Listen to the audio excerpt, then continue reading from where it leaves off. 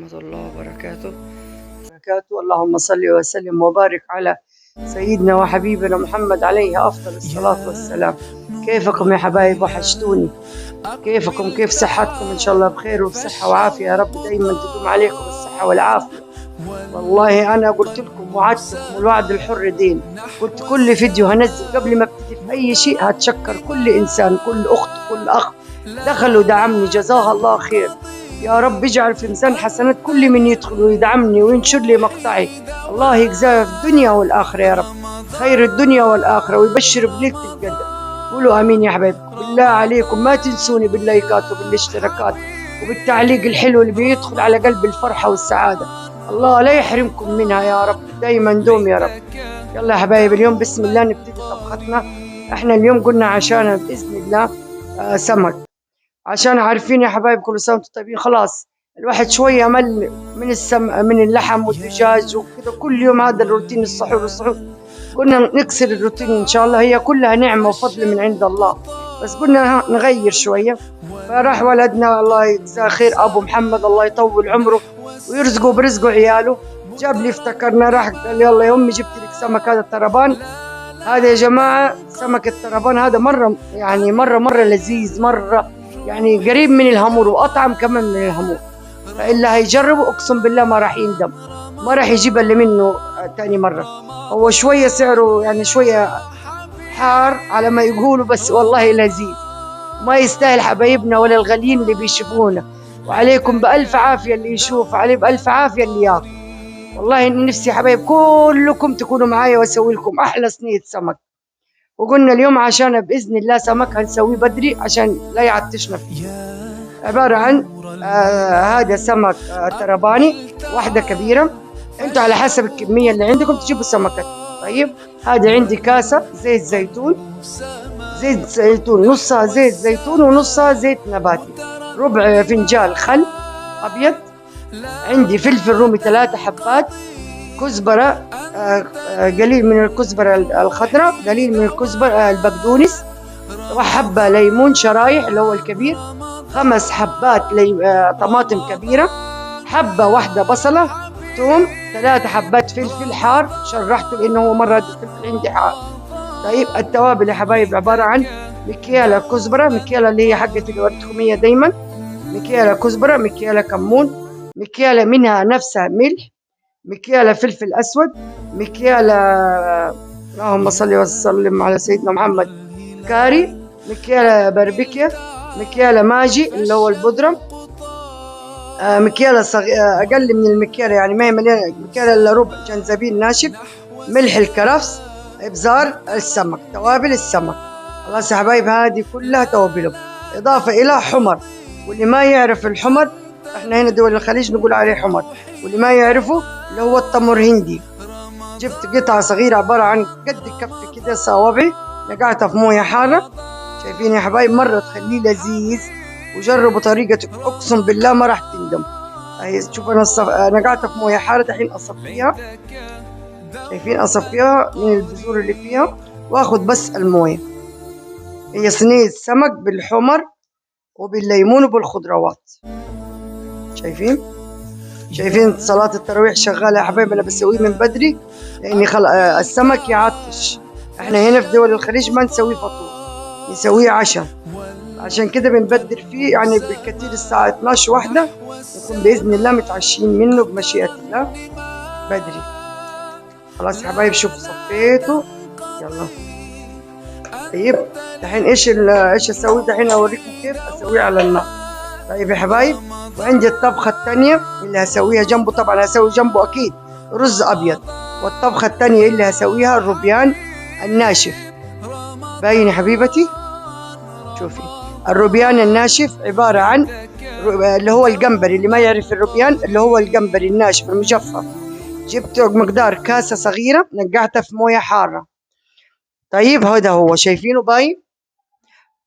حطت له حبة بصلية متوسطة، 4 حبات فلفل، الفلفل الحار حسب الرغبة، ملعقة كبيرة ثوم، 4 حبات كبار عشان الطماطم ما شاء الله تبارك الله كبيرة، حطيت 4 حبات. هذا احنا نقول له سنبل، بناكله مع السمك، بناكله مع اي ادامات، مره لذيذ. نسويه ادام مع الرز الابيض، يتاكل اكتر شيء مع السمك والاكل الاندونيسي اللي هو الاكل الجاوي. طيب يا حبايب، يلا قوموا اوريكم كيف اسوي صينيه السمك. يا حبايبي دحين اوريكم كيف الطريقه مظبوط. الحين هذا دحين حطيت الصاج على النار يحمى. الحين خلاص صار حار. يلا بسم الله، حط الزيت اللي هو نص كاسة زيت أكل والنباتي، وزيت زيتون نص الكاسة الثانية، يعني كاسة نص من هذا ونص من هذا. خلاص يلا بسم الله، أنا حاطاه من أول. طيب يلا شوفوا دحين إيش هنزل بإيش. ما هو البصل، هنزل بالثوم. خلاص يا حبايب، يلا بس هي تاخد ثوم أكتر من البصل. بصل أنا حاطة واحدة بس صغيرة متوسط. شوفوا هذا الثوم، بسم الله. يلا بس يتحمص الثوم وهوريكم إيش هسوي. خليكم معايا خطوة بخطوة. يلا شوف يا حبايب دخلت كيف اتشجرت. يلا شوفوا بقى التكة هذه الربع الايش، الربع الفنجال القهوة، ربع فنجال الكاسة خل الأبيض. بسم الله، شوف ثم الروائح. يا حركاتك يا تكاتك يا أم أحمد، لا هذا كله ما يستحق لايكات يا حبايب. الشكشكة هذه والريحة هذه ما تستحق لايكات لأم أحمد. أحلى لايكات لك يا أم أحمد. شفت أهو، أنا بمدح نفسي أهو. يا سلام، ده هذا الشغل. السمكة هذه أصلا يسوي لها شعر. الترباني هذا يقول لك يا ترباني يا ترباني، شفت بتطرب هي السمكة الحالة طربت. شوفوا أنا دحين إيش بحط. أنا حاطة التوابل هناك على جنب، بس دحين بحط قليل من التوابل هنا، يعني حاجات بسيطة بس. حطيت كزبرة ناشفة مع الخل وقليل من الفلفل الأسود. طيب دحين إيش أنزل بس بالطماطم بس فقط. شايفين يتقال لها يا حركاتك يا تكاتك ولا ما يتقال لها؟ ابغى اشوف في التعليق كلكم تقولوا لي حركاتك يا تكاتك يا تيتا. شايفين زي كده. اخلي بس القوطه تتبل. هذه الحركه الخل والثوم والكزبره الناشفه وقليل من الفلفل الاسود. تعالوا شوفوا السمكه وشوفوا طعمتها وحلاوتها. الترباني لازم ندلعه، هو يطربنا واحنا ندلعه. صح يا حبايب، هذا اللي يتقال له ايش، فاخر من الاخر. شفتوه؟ لا هي كيف الحركات بس والتكات. ما تلاقوها الا عند ام احمد. عندي فيديو، عندي يوميات تيتا وستيتا. تدخلوا عند يوميات تيتا وستيتا تشوفوا الدلع كله والحركات والتكات. يلا يا حبايب، يلا جايتكم بالتكات والحركات حق التيتا. يلا شوفوا هذه. امسك حبيبي تحطي في الارض. يلا شوفوا الطماطم كيف سبكت، يعني ما استوت بس دبلت. شايفين كيف؟ اعطيني يا حبيبتي عشان يسمعوني الحبايب. انا بتكلم من غير سماعه، كيف هيسمعوني؟ الله يهديكي. هاي يلا يا حبايب، وربي الريحه تقول لكم لا تفوتكم. تعالوا عندهم تيتا تاكلوا احلى ترباني. يلا يا حبايب، يلا بسم الله. هذه دحين الصينيه فاضيه. طيب ايش اسوي؟ اخذ الاشياء هذه اللي عندي، اجنب الفلفل على جنب، شايفه، والليمون اجنبه على جنب. ترى انا مغسله يدي يا حبايب اقسم بالله زي الفل. وهذه الخضروات كلها الحين حطيتها، اللي هي بصلية صغيرة وملعقة صغيرة توم وشوية كزبرة وشوية بقدونس. نحط عليها البهارات حقتنا كلها اللي هنا، عشان لا تقولوا لي حطيت هنا، أنا حطيت هنا حاجة بسيطة مرة. طيب والزيت لا تقولوا، لا تحسبوا الزيت كتير، الزيت عشان الصينية لسه تنزل مرقة. وهذه التوابل حقتنا كلها. طيب يلا دحين أدعكها.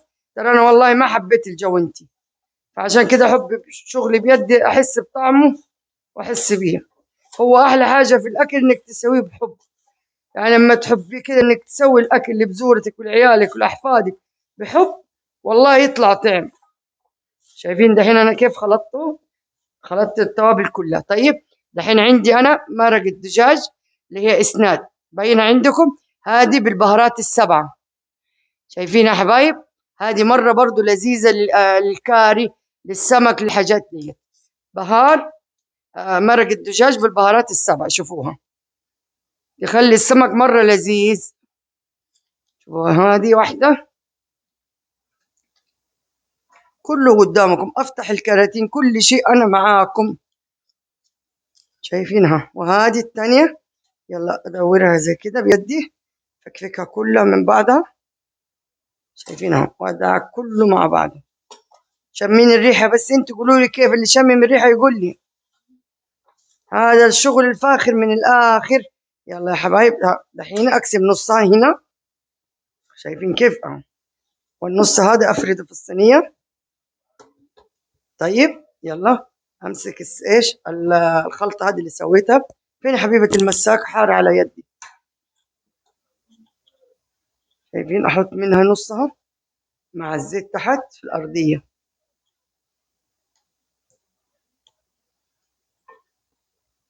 شايفين كيف؟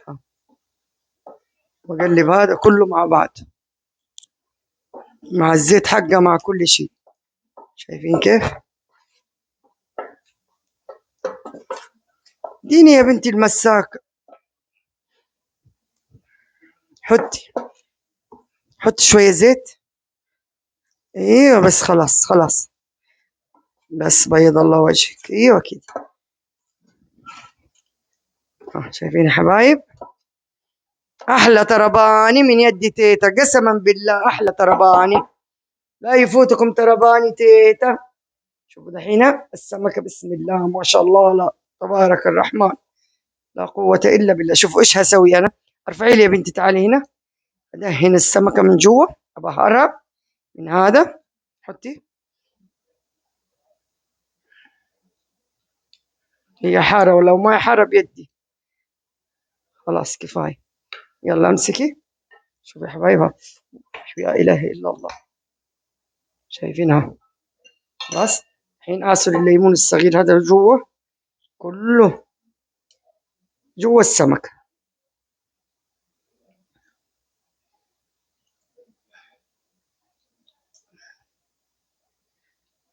والله يا حبايب ترى أنا شغلي شغل البركة، بالبركة كل شيء بسويه، فلا تقرفوا مني الله يسعدكم. أقسم بالله مغسلة يدي.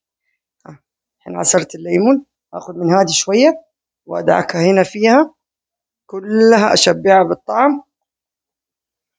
شايفين كيف؟ خلاص. الحين ايش اسوي؟ ارجع اسوي ايش؟ اقلبها، خلي هذا العظم من تحت عشان يدي طعم السمكة. هتقول لي طب ليه حطيتي فيها من جوا؟ قلت لكم عشان تدي طعم برا وجوا. يلا دحين امسك هنا، انا مشرحتها السمك، املي الجنوب هذه كلها، شايفين من كل شيء التوابل. ارقد يا بنت، السمكة هذه كبيرة عاصية، بس العاصي ما يمشي عندنا، لازم عندي تيتا ينزل. ها نكسر لك ديلك عشان لا تصيري قليلة أدب. ها كسرنا ديلها، شفتوا؟ كسرنا خشمة عشان انزل. خلاص. شايفين كيف حطيت في كل مكان فيها؟ خلاص. امسك الباقي هذا، يلا احطه فوقها. طيب يلا اديني يلا الحمر عشان يدك نظيفة. حطي لي هنا شوية بس، يلا حطي لي من هنا شوية، خليها تنام وتحت الفرش مريح. ايوه خلينا نبسطها. يلا حطي هنا، حطي الباقي كله عليها خلاص. اي والله يديك العافية يا بنتي، يا رب يكسبك الأجر. هاي يلا حطي لي بقى الخلطة الباقية، هاتيها. يلا شايفين كيف يا حبايب؟ اعطيني طماطم حبتين كبار. يلا شوفوا الباقي بالزيت حقه كيف، شايفين؟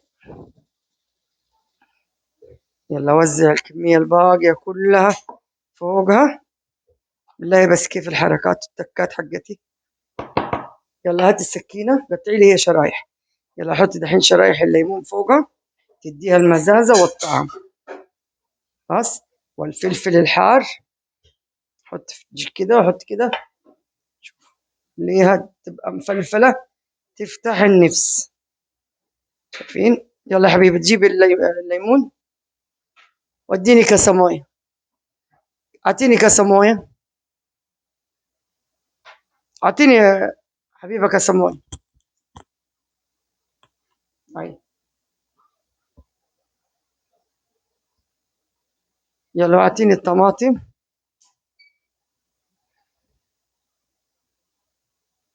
طحناها، يلا نحطها كده على وجهها بس تتقمر في الفرن وتدي منظر حلو. اقسم بالله تستاهل فمكم. هذه تغني لها، لازم ترسلوا لي لها شعر، تقولوا لها يا ترباني يا ترباني ايش سويتي في تيتا يا ترباني. واحلى لايكات، احلى لايكات للترباني اليوم. الترباني هذا ابغى ينزل وابغاها تولع، ابى اللايكات تولع يا جماعه، لايكات وشير واشتراك بالله عليكم. لاجل الترباني، ما هو تيتا دحين، ما هو لاجلي، لاجل صينيه الترباني هذه تستاهل فمكم. قسما بالله تستاهل فمكم، مع قدر رز ابيض عنبر يا الله. ولا تقولوا لاحد، ويلا ويلا يا ريتكم عندي، اقسم بالله للكل الله يحييه. كل اللي يذوقها ورب النعمه ما ينسى طعمها ولا لذتها. يلا شوف، انت سكيتي وين؟ هي دقت الجوال الادميه سابتني واقفه. علقتيني معاه. يلا يا حبايبي دحين ادخلها على النار على 180 من تحت، اخليها نص ساعه وبعدين اشيل الغطا واقمرها من فوق واوريكم المنظر واجيكم تاني. يلا دحين نروح نسوي السمبل. يلا يلا يا حبيبي دحين جينا نسوي السمبل. بسم الله نبتدي. يلا السمبل فنجان ما هو مليان، 3/4 زيت نباتي. خلاص يلا بس يصير حار شوي، انا من اول مولع الصاج. يلا حبه بصله متوسطه، هذا برضو اقسم بالله يخلي اللي ما يبغى ياكل ما له نفس ياكل، والله ياكل ما شاء الله لا قوه الا بالله. هو شوفوا، ورغم انه يعني تقولوا روبيان ناشف، ايه والله لذيذ، ورغم لا يعني تستهونوا به، ترى الروبيان المجفف هذا مره غالي، وكثير هنا يعرفوا اسعاره مره غالي، بس ورب الكعبه مره لذيذ. حتى لو ما عندك اي اكل في البيت سويتيه وجنبه شويه رز ابيض والله ياكل ويشبع ويفتح النفس. حتى ممكن انا احيانا في الايام العاديه اسويه، اسوي جنبه دجاج كمونيه، اسوي جنبه دجاج كاري، اي اكله جنبه والله مره طعم طعم ويستاهل فم.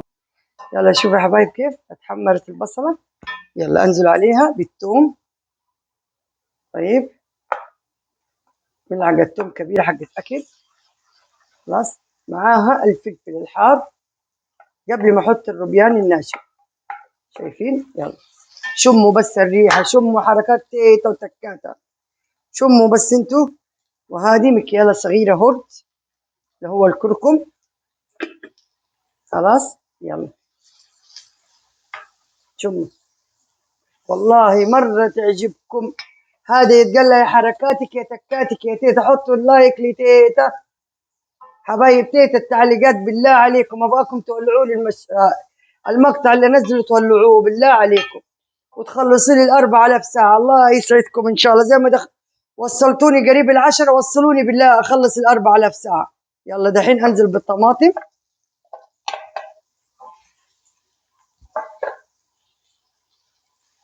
شايفين؟ بس تدبل، وممكن تحطوا قبل الطماطم تحطوا الربيان على راحتكم، بس أنا عشان نقعته ما شاء الله يعني فترة طويلة ما أحطه دحين. الحين بس حط التوابل وأنزل الربيان. هذه مكيالة كزبرة ناشفة.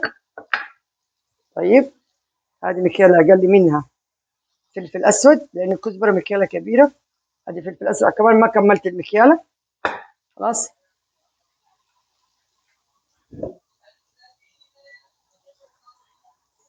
هذه رشة بسيطة اللي هو الملح الصيني. خلاص وهذا مكعب مرق الدجاج اللي هو ال7 توابل اللي هو الهندي. شايفينها كده، واضغط كده انزل الطماطم اهرسها يدي. اعطيني مويه حبيبتي، احنا على طبيعتنا يا حبايب، بقول لها اعطيني وجيبي لي وبزهم عليهم على طبيعتي. انا قلت لكم فيديوهاتي ما هي طبخ، فيديوهاتي ست بيت في بيتها متواضعه وبتسوي لبناتها ولعيالها ولاحفادها. تيتا وبتطبخ لبزورتها في البيت. وهذا الروبيان المجفف، شايفين؟ خلاص اقلبه كده شويه مع التوابل تشبع منها من الروائح الحلوه. وهذه رشه ملح. عشان كده انا سرت بطبيعتي معاكم في الطبخ، ماني شيفه ولا انا طباخه اقعد احط واشرح، لا انا بشرح لكم على الطبيعه. كل ام في بيتها بتطبخ ببركه الله، وانا طبخي كله ببركه الرحمن. يا حبايب شايفين المنظر؟ يلا حطي لي حبيبتي الحين انزل لك كاس مويه كبيره، مو كلها كمان، ثلاث ارباع كاسه المويه خلاص، واتركه واغطيه واخليه لين يتسبك، واجيكم باذن الله اوريكم النهايه في السنين.